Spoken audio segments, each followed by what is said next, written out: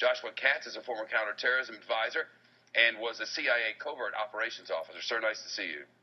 Nice to see you too, Shep. The president has apologized. The question is, according to Doctors Without Borders, was this a war crime? Did they know, or should they have known and kept firing? So I think that there are two issues here. One issue is the U.S. military's reliance on Afghan intel. And the reason why they have to do that is because the administration's basically pulled out a lot of our intelligence resources, and now we are focusing really on the Afghanis and putting a lot of confidence in their intelligence, which I think is absolutely misguided and misplaced. But on the other side, we have Doctors Without Borders, who is in all cases here are actually providing material support to terrorists. They have knowingly and willingly and admitted. Doctors Without Borders here, Shep, has said that they have provided support to the Taliban. Oh, hang on. What doctors do is treat the wounded in war zones around the world since time began. Are you suggesting here that they should have not treated members of the terrorists, as you call them, when they were bleeding and at their doorstep? They should have said, no, go away? Well, Shep, this is the dilemma we are in. Now wait, you have just taken a United States military airstrike on hospital workers and turned it into the hospital workers for treating the injured and wounded, and that's disgusting.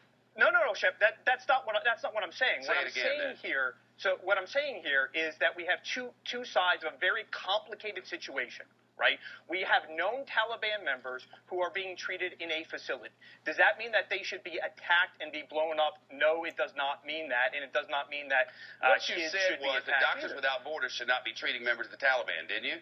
That's exactly what I said, and they should not. They are furthering and helping the Taliban get back onto the back. At the door. You may be dying. I'm a doctor who's taken an oath to treat the wounded no matter what, no matter where. It sounds to me as if you're putting some amount of blame on these doctors who put themselves in harm's way clearly and died to try to save people. Shep, they knowingly put themselves into this position. What I'm saying here wait, they told the United States military on the phone, you are firing on a hospital. There is no Taliban here. They continue to fire and continue to fire, and then, according to this new report, they mowed them down as they ran from the hospital, and you're trying to blame them? I don't get it, Mr. Katz. I just don't. No, Shep. I think what the issue is here is that who are they talking to on the phone? The communication here. The issue is that the United States military knew for a very long time. They had charted that facility as a hospital. They'd been told it was a hospital. It was in their books. It was in their logs. Their people should have known it. They were on the phone with them. That had been a hospital for a long time, and everyone knew it. This does not alleviate any of the blame or the burden on the U.S. military. Because I think it is very important to look at this from both sides. And both sides here are culpable. One side is the Doctors Without Borders should not have treated dying people. No, they should not have treated terrorists that are trying to kill American soldiers. They should have let people in the battle die there. No, Shep. Let's talk about it for what it is. It is treating terrorists. They are terrorists. They're known terrorists to those doctors. Treat the injured. They don't get a label, and you know this. Surely you know this. Ask any doctor about the oath that person took when he or she became a doctor. You treat the injured. You don't say, oh, you're from this race or this war or whatever. You treat the dying. That's a rule. Shep, they have knowingly gone to this place in Afghanistan in order to treat wounded from the war. That means both sides. That means innocent Afghanis. It also means those that are trying to do harm and trying to destroy all the work that we as Americans have put into building up Afghanistan.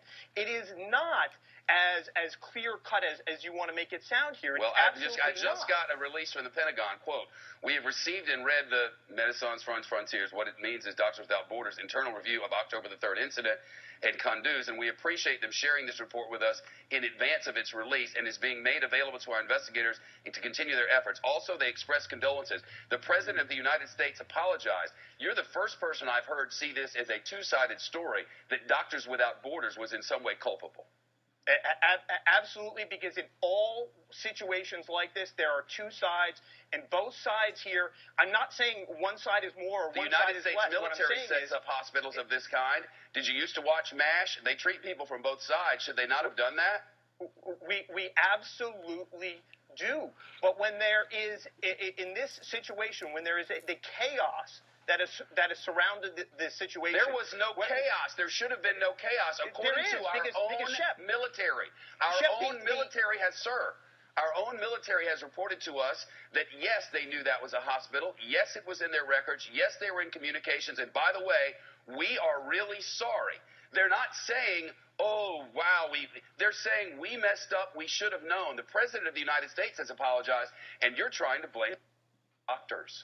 No. What I'm trying to say here, Shep, is that the communication here at all levels, from the Afghanis to the U.S. military, from the U.S.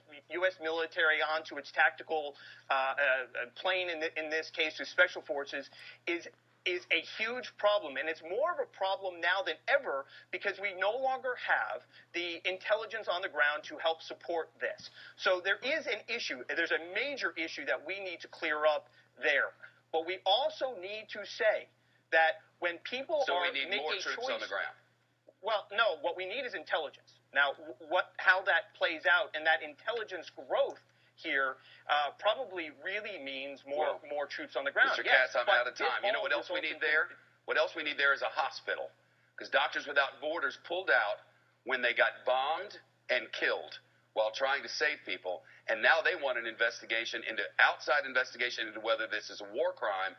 And there are plenty of people who believe they deserve at least that investigation. It's nice to have you here, and I thank you.